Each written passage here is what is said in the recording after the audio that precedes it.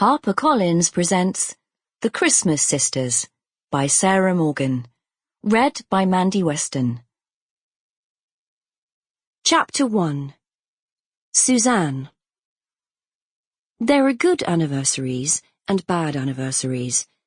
This was a bad one, and Suzanne chose to mark the moment with a nightmare. As usual, she was buried, her body immobile, and trapped under a weight as heavy as concrete. There was snow in her mouth, in her nose, in her ears. The force and pressure of it crushed her. How deep was she? Which way was up? Would anyone be looking for her? She tried to scream, but there was nothing. Nothing. Suzanne! Someone was calling her name. She couldn't respond, couldn't move, couldn't breathe. Her chest was being squeezed. Suzanne! She heard the voice through darkness and panic. You're dreaming! She felt something touch her shoulder, and the movement catapulted her out of her frozen tomb and back to reality. She sat up, her hand to her throat, gulping in air. It's all right, the voice said. Everything is all right. I had a dream.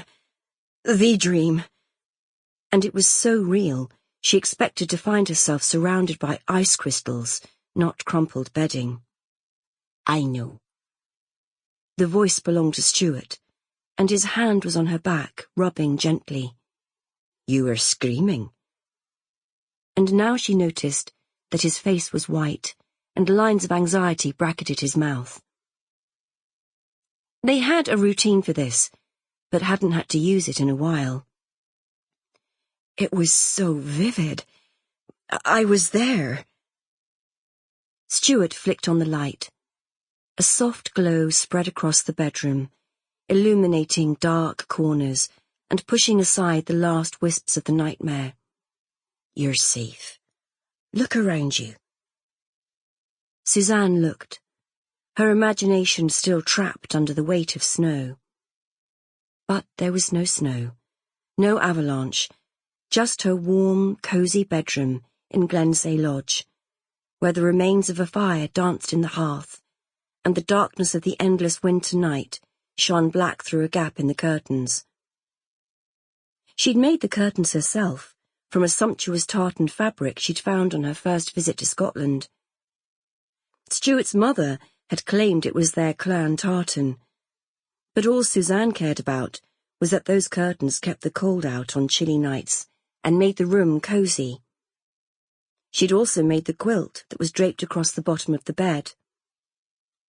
On the table near the window was a bottle of single malt whiskey from the local distillery, and next to it sat Stuart's empty glass. There was her favourite chair, the cushions plumped and soft. Her book, a novel that hadn't really caught her attention, lay open next to her knitting. A new order of wool had arrived the day before, and she'd been thrilled by the colours. Deep purples and blues lay against softer hues of heather and rich cream, ready to brighten the palette of white and grey that lay beyond her windows. The wool reminded her of the wild Scottish heather that grew in the glen in early and late summer. Thinking of it cheered her. When the weather warmed, she liked to walk early in the morning and see the heather as the sun burned through the mist. And there was Stuart. Stuart, with his kind eyes and infinite patience. Stuart, who had been by her side for more than 3 decades.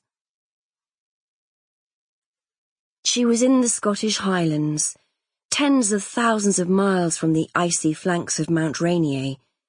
Still, the dream hung over her like a chilling fog, infecting her thoughts.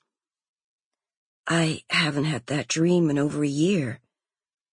Her forehead was damp with sweat, and her nightdress clung to her. She took the glass of water that Stuart offered. Her throat was parched, and the water soothed and cooled, but her hand was shaking so much she sloshed some of it over the duvet. How can a person still have nightmares Sample complete. Ready to continue?